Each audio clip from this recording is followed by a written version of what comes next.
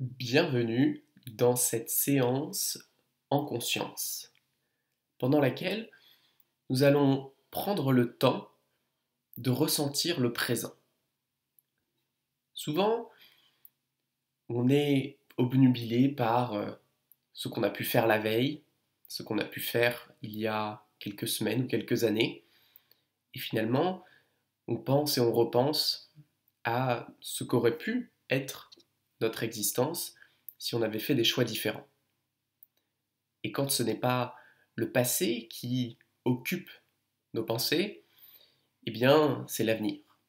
On se demande qu'est-ce qu'on va bien pouvoir faire ce soir. On se demande que vont devenir nos parents. Et on se demande à quoi ressemblera notre existence dans une vingtaine d'années. À quoi ressemblera le monde tout entier dans une cinquantaine d'années.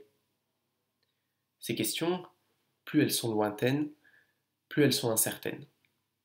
Et, en un sens, je ne dis pas qu'il est mauvais de s'y intéresser. La curiosité a du bon. Mais ce que je trouve dommageable, c'est la place que prennent le passé et l'avenir dans notre quotidien. Parce que finalement, notre journée, si petite soit-elle, elle est comme enfermée, comme oppressée par le poids de l'avenir et le poids du passé. Et elle est comprimée comme ça. Et finalement, elle est tellement comprimée que on ne voit même plus la journée. On ne voit même plus l'heure que l'on est en train de vivre. Et encore moins la seconde, les sensations qui sont les nôtres à un moment donné. Et ça, effectivement, c'est dommageable. Parce que, au fond, quel que soit notre passé, eh bien, nous ne pourrons pas le changer. Il s'est passé ce qu'il s'est passé, et finalement, c'est à nous de faire avec. Alors on peut reconnaître l'histoire, on peut apprendre des schémas qui ont pu se reproduire pour essayer de prendre des chemins qui sont plus pertinents dans notre présent. Mais de manière générale, nous ne pouvons rien faire qui changera ce passé. Et quant à l'avenir, bien qu'il semble plus malléable, eh bien, il n'est rien d'autre que le produit de ce que l'on fait aujourd'hui, de ce que l'on fait maintenant. Alors on peut fantasmer finalement à quel point on sera riche, à quel point on sera connu, à quel point on aura une vie heureuse demain, mais le facteur déterminant qui finalement dicte la réussite future, eh bien c'est la capacité à agir dans le présent. Et pour agir dans le présent, eh bien il faut déjà constater ce présent. Il faut déjà le reconnaître, le ressentir. Et pour ça, la méditation est un outil des plus utiles. La méditation, c'est simplement le fait de se recentrer sur le moment et de considérer le présent tel qu'il est. J'aime beaucoup ce fait, le présent. Si vous regardez dans le dictionnaire, vous verrez que le présent, c'est cette fraction de temps absolument imperceptible entre l'immensité du passé et l'universalité du futur. Le présent, c'est quelque chose de si petit que, en réalité, peut-être que ça n'existe déjà pas. Peut-être que quand je parle du présent, eh bien c'est déjà du passé, ou que je l'imagine au futur. Mais ce qui est intéressant, c'est que dans le dictionnaire, eh bien, il y a une autre définition du mot présent. En français, le présent, c'est aussi un cadeau, c'est un don. Et je crois que il y a une vraie joie à réussir à considérer le présent comme un présent, à considérer notre sensation actuelle comme un cadeau, le cadeau finalement de la vie, le cadeau de notre existence. On ne sait pas pour combien de temps nous aurons encore ce cadeau, alors profitons-en. Mais pour en profiter, il faut s'extraire un petit peu de cette course permanente. Il faut s'extraire de cette réflexion qui ne s'arrête pas. Et pour cela, eh bien, la méditation est tout à fait appropriée. La méditation, c'est le fait de se poser, le fait de respirer et de simplement être présent dans notre corps, dans notre esprit, à un instant donné. Alors petit disclaimer, hein, parce que je le pensais et je pense que beaucoup de personnes pensent encore ça, la méditation ne consiste pas du tout à annihiler ses pensées. Le but c'est pas d'être comme inconscient mais pas totalement endormi, espèce d'état surnaturel. C'est pas du tout de ça dont il est question. C'est juste de ressentir la réalité qui s'impose à nous.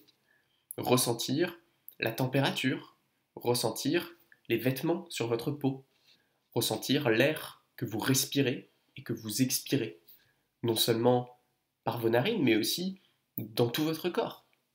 Ressentir le cœur qui pompe le sang qui va dans tous vos muscles. C'est ça finalement la méditation.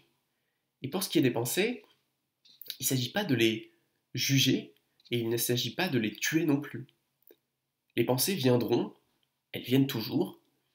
Il s'agit simplement de ne pas les laisser nous distraire de toutes ces sensations qui nous ramènent au présent. Alors vous allez vous concentrer sur euh, l'air qui rentre et qui sort de votre nez, et puis à un moment, peut-être très vite si vous avez peu médité, eh bien vous allez penser à ce que vous devriez faire demain.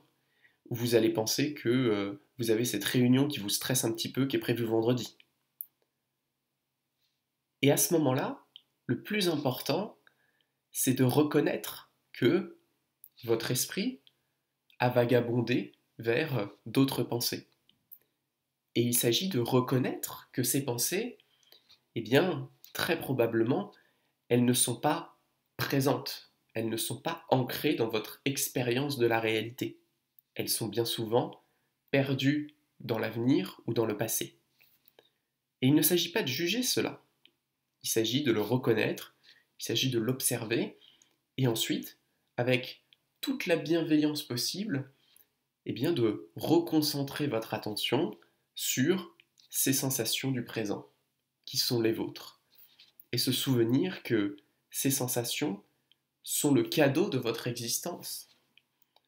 Je crois finalement que il n'y a que comme ça que l'on peut vraiment apprécier euh, la méditation comme activité et qu'on peut aussi en tirer de réels bienfaits.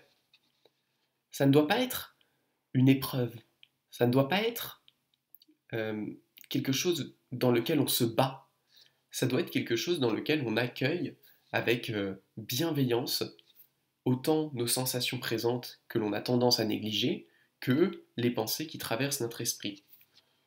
L'idée c'est vraiment de faire preuve de bonté avec nous-mêmes et avec ce qui traverse notre cerveau. Finalement, ce n'est que comme ça que l'on peut faire preuve de conscience profonde. Et c'est comme ça que on peut aussi apprendre à prendre du recul sur ce qui peut nous arriver. On sait que finalement, quel que soit le résultat de cette réunion stressante prévue vendredi, quel que soit le, l'aboutissement de la journée de demain, eh bien, il nous restera toujours ce présent. Il nous restera toujours la capacité de respirer, de ressentir le monde autour de nous. Ce présent, ce cadeau, il nous est fait à chaque seconde. Et il ne tient qu'à nous de le percevoir, de le recevoir. C'est-à-dire qu'en fait, la réalité nous bombarde de cadeaux de manière tellement permanente que on en devient presque snob. Et on oublie, on ne le voit même plus. Mais en réalité, à chaque seconde, il ne tient qu'à nous de nous arrêter, de respirer et de constater la chance que l'on a, la chance d'être, simplement. N'hésitez pas à me dire si Ce format de vidéo vous a plu et je vous dis à ciao pour la prochaine.